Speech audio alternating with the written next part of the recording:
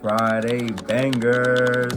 YF and Lucci, already legend. Album review. Tap in. First, thank you for tapping in. Go ahead, hit that like button, hit the sub button. I really appreciate it. First, a lot of things did happen behind the scenes that was crazy. Lucci had to spend some time locked up for a while.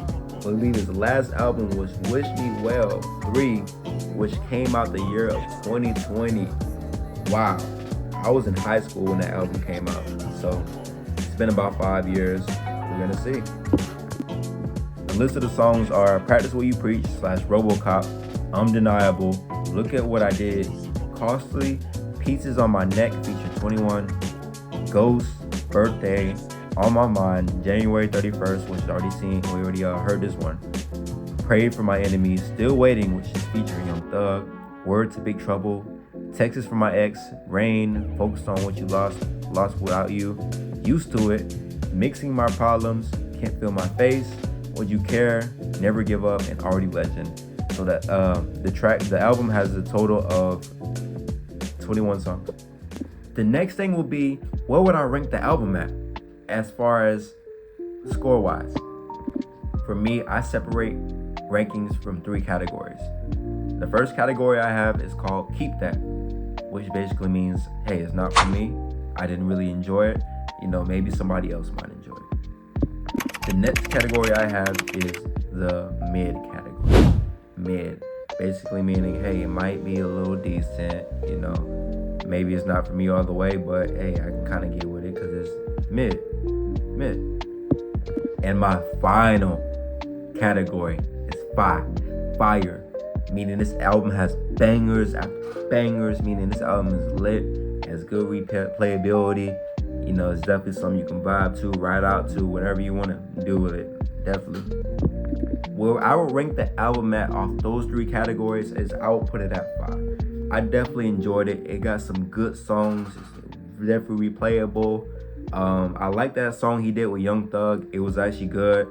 The song with 21 was also a good song. So he has a lot of good bangers on there.